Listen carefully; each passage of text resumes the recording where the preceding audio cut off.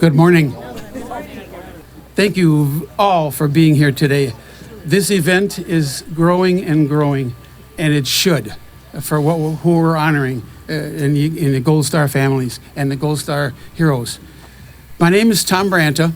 I'm privileged to be the commander of the American Legion Post 382. There's some gentlemen and ladies right behind me here that represent our post. Our post is honored to be part of this time-honored celebration. I would like to thank Janet Hinkle. We got to give Janet a round of applause right now, I think. Yeah. While she still doesn't have any tears or anything, it'd be good to do it now. On this very special day, and with Memorial Day a couple days away, it is our time to remember and pay tribute to not only the Gold Star heroes, but their families and their friends. The price they paid for protecting our freedom, this always gets to me. Because when you think about it, we wouldn't even be here today without them. But again, the families and their friends have endured so much, and we often forget that. So I'd like to just take a moment and ask my Post 382 members, any veteran in the audience that can stand, please do so.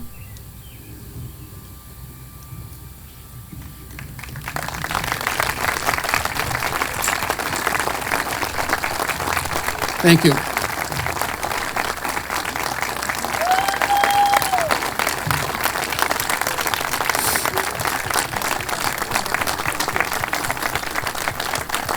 So our Gold Star families are over here. So you veterans, present arms.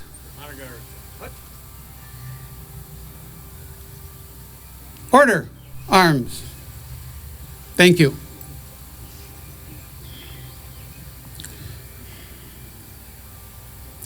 The salute we just gave is the highest form of respect one veteran can pay to another or to his flag. So we take this very seriously, and it means a lot to us. What the Gold Star heroes, along with so many other veterans who paid the ultimate price, can never be forgotten, and I say never be forgotten.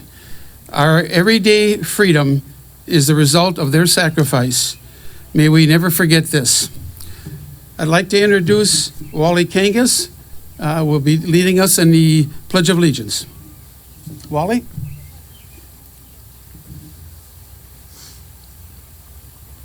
You'd all stand, please. Present arms. I pledge allegiance to the flag of the United States of America and to the republic for which it stands, one nation, under God, indivisible, with liberty and justice for all. And at this time, if you remain standing for the national anthem.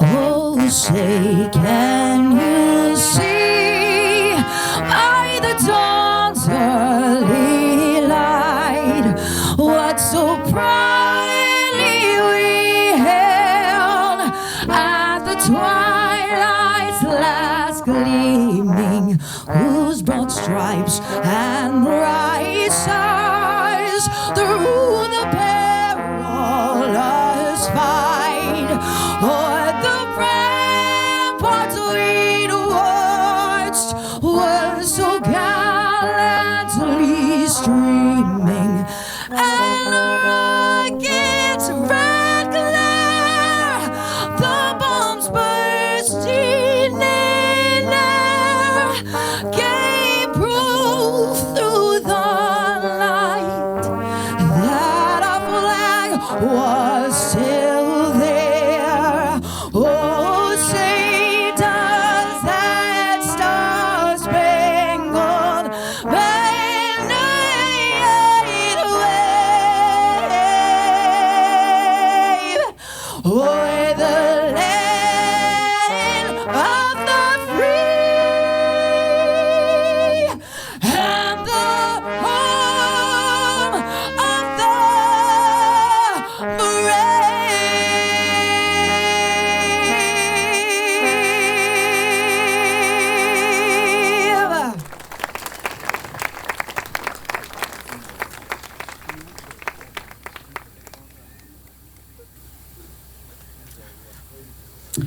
Thank you so much. Everyone can please have a seat if you have a chair.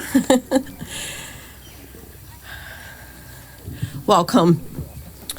I'm first wanting to say I'm so glad that the rain stayed away this morning. It wasn't looking too good earlier this week.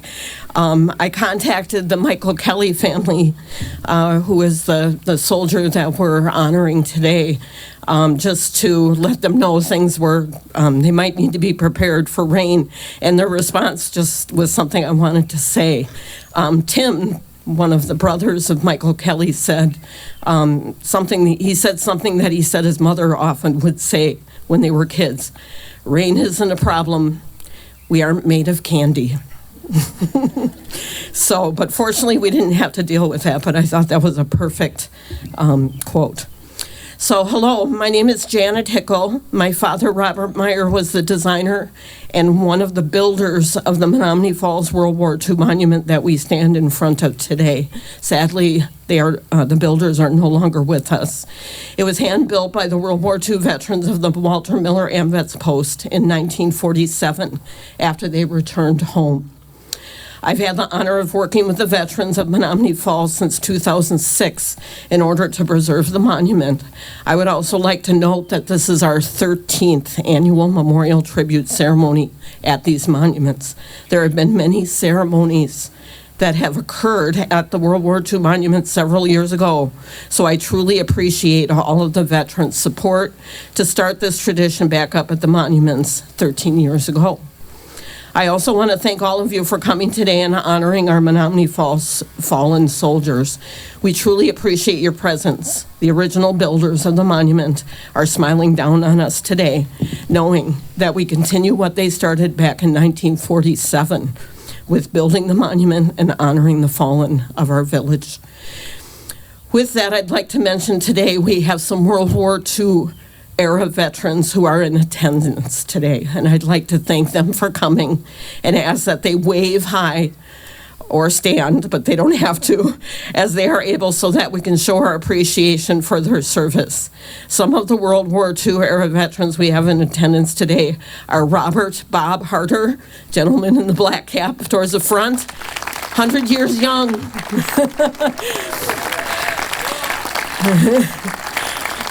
And the baby of the family or the group is Ray Grams, who I'm thinking there he is right there waving his hand.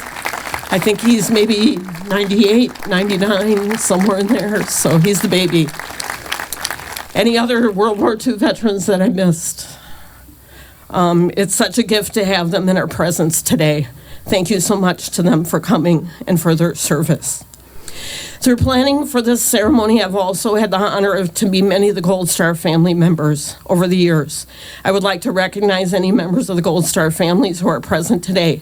Their loved ones made the ultimate sacrifice in service to our country. We know that you have felt the largest burden of this loss, and our hearts go out to you. In recognition of your service as well, you will see the Gold Star family members come up later to place a flower in the vase up at the monument. The stories of our Gold Star soldiers are varied and tragic.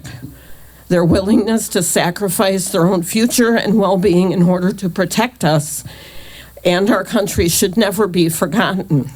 It is our custom each Memorial Day to focus on the life and sacrifice of one individual from our area.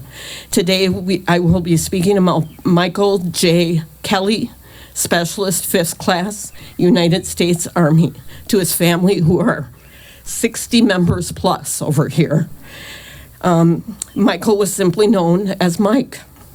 I would like to thank Mike's siblings, Sean, Chip, Tim, and Tim's wife, Lisa, for providing the treasured information about Mike and their family every year so that we may learn more about this wonderful individual and his family. Michael Kelly was born on April 9th, 1947 in Milwaukee. He was the oldest of 6 children born to Joseph and Margaret Kelly. His younger siblings were Kevin, Tim, Meg, Sean, and Joseph, also known as Chip. Tim, Sean, and Chip are present here today. Sadly, Kevin and Meg passed away within the past year and a half, so we sadly missed our opportunity to meet and honor them today. The Kellys moved their family to the Fossville area around now known as Menomonee Falls in 1957. Their home was on Lily Road, 2 houses south of the fire station where North Hills School was located. Chip still lives in the family home today. Joe Sr., their father, a World War II veteran, was a businessman, having started several businesses, including a lumber yard and a metal fabricating facility. One of his businesses, Roll Air Compressor, is still located in Eustisford, Wisconsin, with his son, Tim, serving as president, and Chip still working at the company as well. Tim's son and grandson also work at Roll Air, so this is now a 4-generation company. Margaret Kelly devoted her time exclusively to raising their growing family. Mike, along with his siblings, attended St. Anthony Grade School in Menomonee Falls. After St. Anthony, he enrolled in Francis Jordan, a private all-boys high school in Milwaukee. Mike was a better-than-average student and was the starting quarterback and safety on the football team for all 4 years of his high school years. He also excelled in basketball. Throughout his high school career, Mike was known as an affable person and a natural leader. During the summers, he worked as a caddy at North Hills Country Club and also at one of the Milwaukee breweries. One of the very fun stories I learned about the Kellys is that they had a horse. Tim told me the following story. In 1957, when we moved from Milwaukee to Fossville, our dad thought all of us would love a horse, and he was correct. He put up a horse shed plus 1 small and 1 large corral for us to ride our horse. We did have a good-sized yard. Since Mike was the oldest, he ended up with the majority of the work needed to take care of the horse. He also was the best at riding the horse, and he came up with the idea of putting a long rope around the saddle horn and a toboggan, and then let the fun begin. Mike was a pretty creative guy, and to figure this process out versus having to pull the toboggan up the hill themselves all the time was pretty smart on his part. He did this for neighbor kids as well. After high school, Mike enrolled at the University of Wisconsin-Whitewater. It was during his freshman year that he received his draft notice. He reported for induction in Waukesha on September 15th, 1966. Private Mike Kelly began his 8 weeks of basic training at Fort Polk, Louisiana. Later in 1966, he was promoted rank of private first class and transferred to Fort Sam, Houston, located in San Antonio. While at Sam Houston, he received training to become a U.S. Army combat medic. He received training in the following: basic hygiene, healthcare, learned how to give injections, administer IVs, how to draw blood, how to use splints for broken bones, a treatment of gunshot wounds, amputations, and head wounds, treatment of shock burns, shoulder dislocations, basically like a doctor. How to perform tracheotomy, how to suture a wound. In the field, he learned stretcher usage and how to approach, treat, move, and medevac patients in combat conditions. He also received training in general hospital procedures, making beds, emptying bedpans, giving enemas, and inserting catheters. He did it all. In 1967, after 10 weeks of intensive training, Mike transferred to the Musin Army Hospital Medical Company at Fort Leavenworth, Kansas. In May of that year, Mike Kelly received the order to deploy to South Vietnam. He began his tour in Vietnam on August 20th, 1967 as a medical specialist, 5th class, combat medic, assigned to 1st Cavalry Division, Air Mobile, 8th Cavalry Regiment, 1st Cavalry Battalion, Company C. During the Vietnam War, Air Mobile cavalry units such as 1st Cav relied on helicopters to locate and assault enemy ground forces and to transport U.S. troops into battle. Mike Kelly, referred to as Doc by his fellow soldiers, was tasked with using all the training that he received at Fort Sam, Houston, to administer to the medical needs of his men. It was during one of these search and destroy missions in the village of Thon Nan Bu, Quang Tri Province, South Vietnam, that Doc Kelly himself was seriously wounded. If you research the history of the Vietnam War, you will learn that this area was on the border of North Vietnam and had a role in the Tet Offensive of 1968. It appears Mike was injured just 7 days prior to the end of the first phase of the Tet Offensive. Sadly, it appears he was in the thick of it.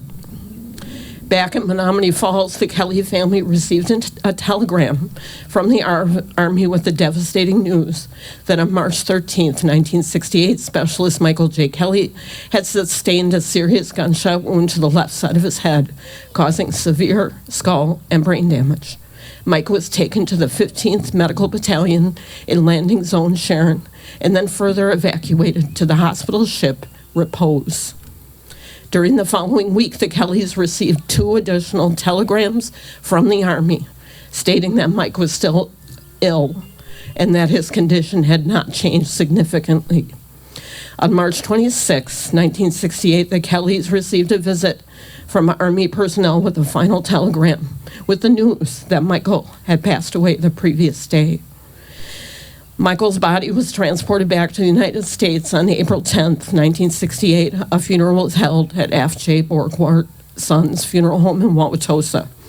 His body was laid to rest with full military armies at St. Anthony Cemetery. For his service and sacrifice to his country, Mike was awarded the Purple Heart, the Bronze Star for meritorious achievement in ground operations against hostile forces, the Air Medal, the National Service Medal, the Vietnam Theater Medal, the Army Commendation Medal with V device for valor, the Combat Medical Badge. In addition to these awards, Mike received the Military Merit Medal and the Gallantry Cross with palm leaf device from the Republic of Vietnam. The memory of Michael Kelly lives on in the hearts of his family, friends, and the men he served with in battle.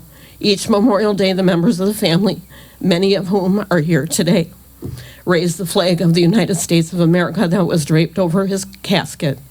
Siblings, nieces, nephews, grandnieces, and nephews who never met him all pay tribute to their beloved hero.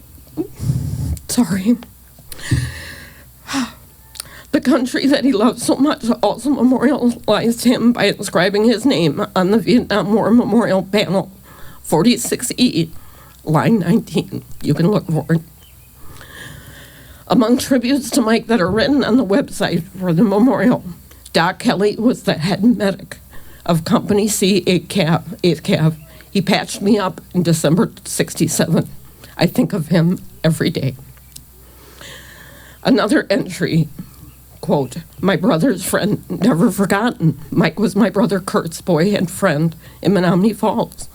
My brother named his youngest son after Mike to honor him. There's lots of Mikes in this family as well.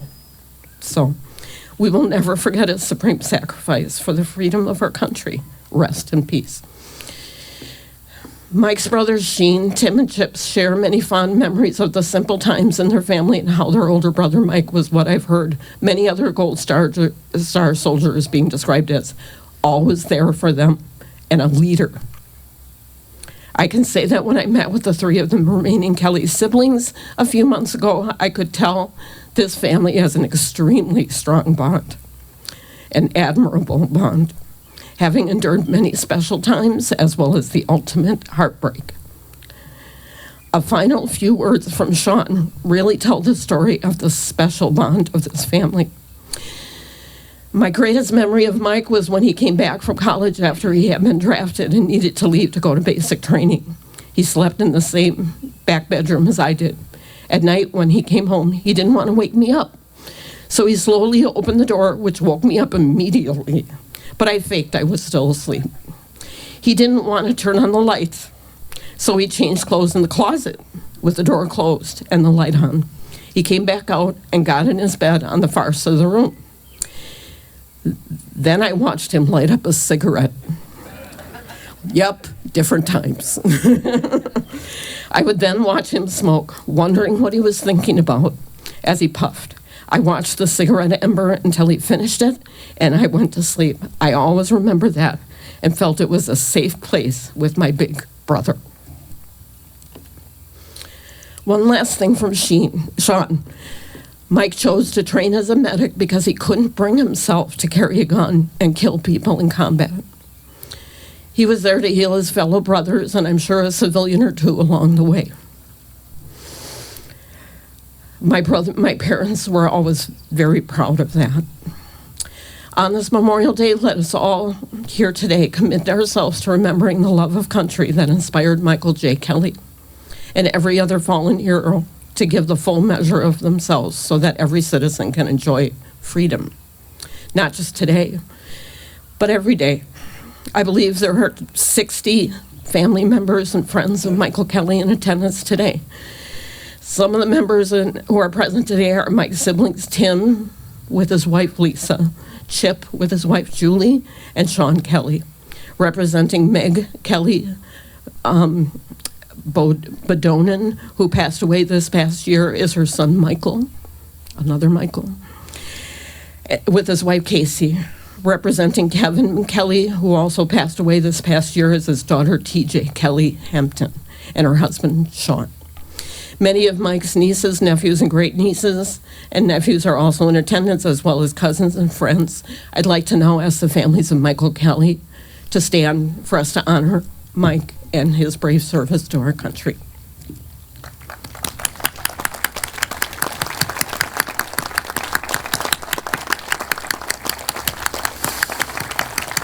Thank you. Have a seat. As I've said in the past, the profound loss endured by the families of servicemen and women lost in combat is something that we should never forget. Thank you. So now we will move forward in our program and ask the Menomonee Falls Symphony Orchestra Quintet to provide a reflective song, America the Beautiful, composed by Samuel A. Ward.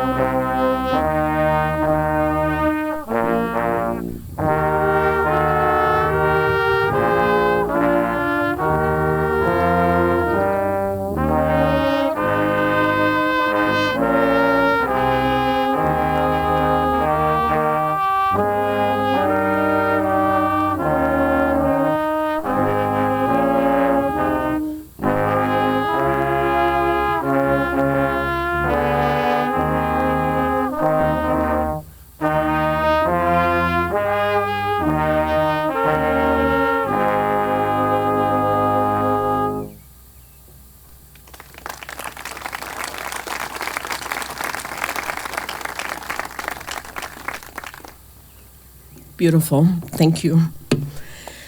We will now be completing the laying of the wreaths.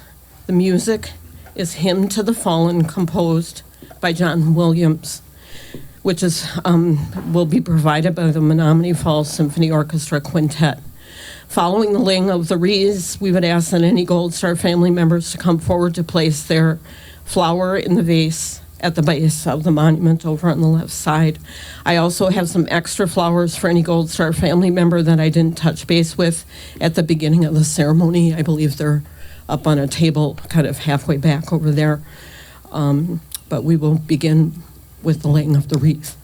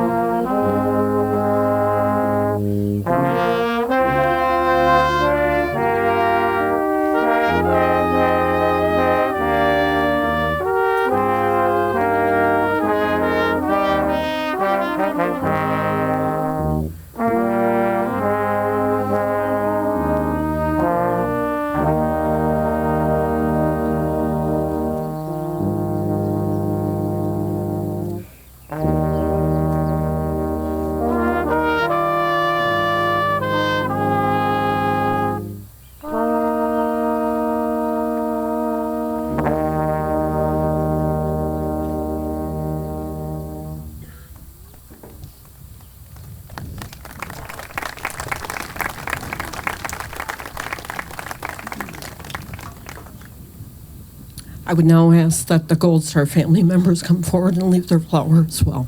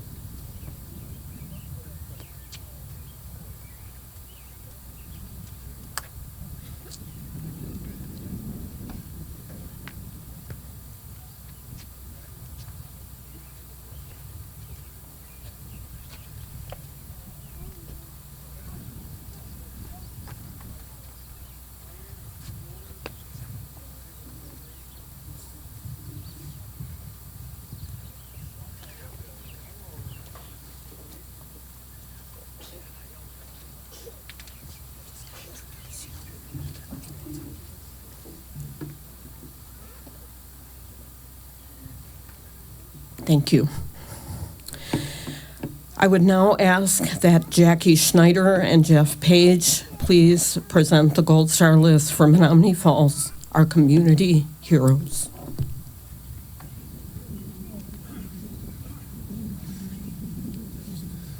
Ready? World War I. Albert A. Duell. Paul J. Kupal. Fred C. Enrizi. Leon E. Schuster.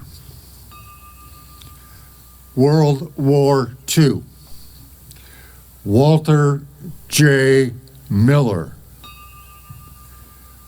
Donald J. Buck. Julius F. Sierra. Robert Dooley. Gerald H. Hopner. Earl Cannonberg. William H. Mokel. Charles R. Olson. David B. Rice. Elmer W. Stutkin. Wilbur Airy. John M. Butina. Wesley R. Cox, Jr. Herbert J. Hendrick. Lawrence Janzer. Chester Grablin. Raymond Moodles. Richard Peters. Willard Schneider. Harvey Zimdars. Korea. Thomas Schultz. Vietnam. Michael James Kelly. Michael Ed Lex. Raymond Charles Jetner. Michael Mellon. Terrence Lee Sund. Eric Rudolph Radke. John Albert Gross. Thomas J. Meenan. Iraq. Todd Ryan Cornell.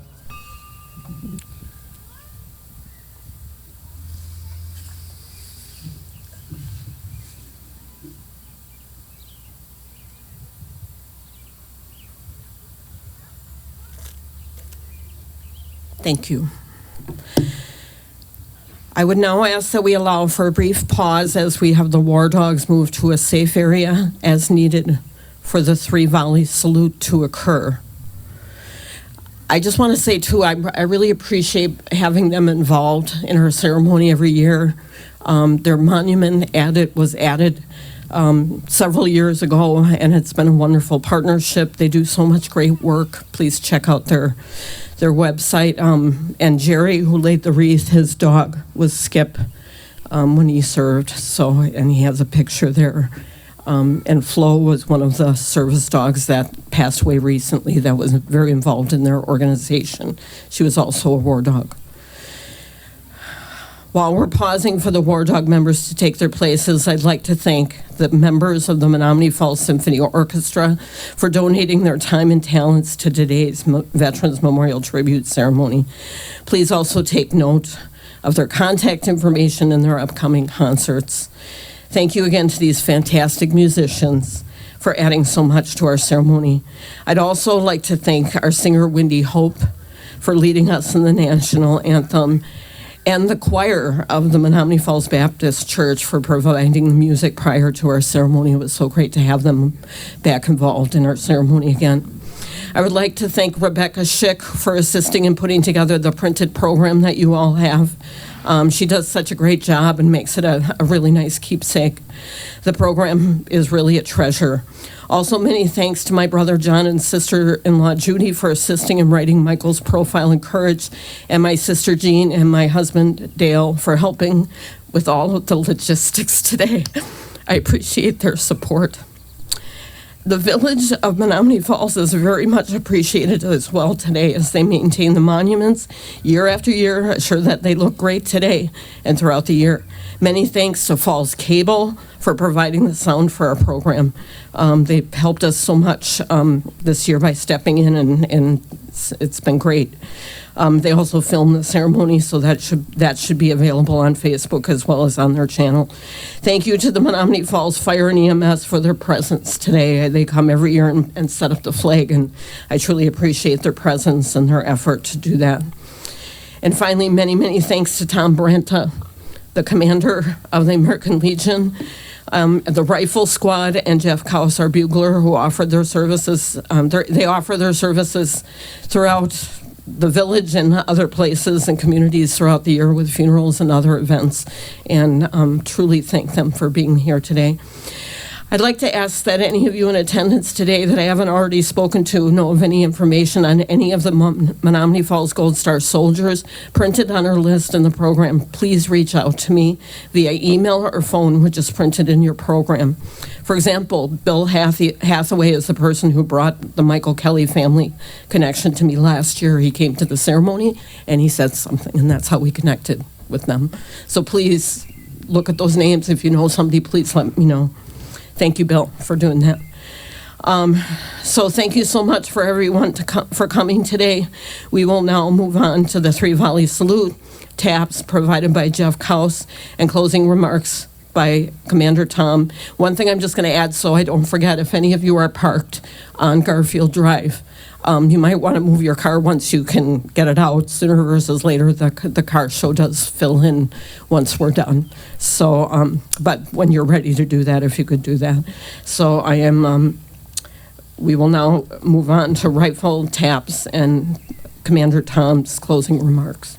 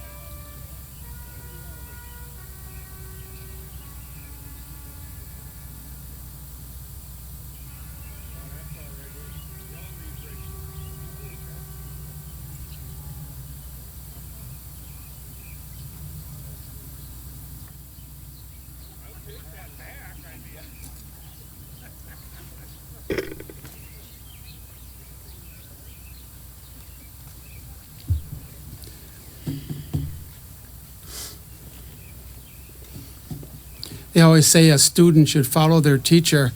So now you can see where, when I get choked up, where I learned that from. I'd like to take this opportunity to thank the Menomonee Falls Historical Society. They are dedicating a room for those of you that have not been out to their facility. It's beautiful. And they are dedicating a room to the Gold Star heroes. And this room is being designed by Ray Cosmeter. Ray, are you here? I know you're here. Would you stand up? There he is, right back there. Yep. Ray is designing that room, and it's going to be dedicated on August 15th. I think maybe around 3 o'clock, but we don't know the time yet. But I want to just pledge our support for that room.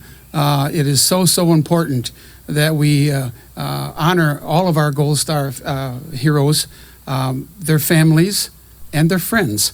And I think this is a great, great opportunity to do this. I'd like to thank also everybody that's participated today in this program. And thank you all for sharing with us this very, very special time. And please remember Monday being Memorial Day. But I'm going to ask you to try to pay tribute every day. We shouldn't limit it to one day. Please think of our veterans, and God bless all of you. Thank you.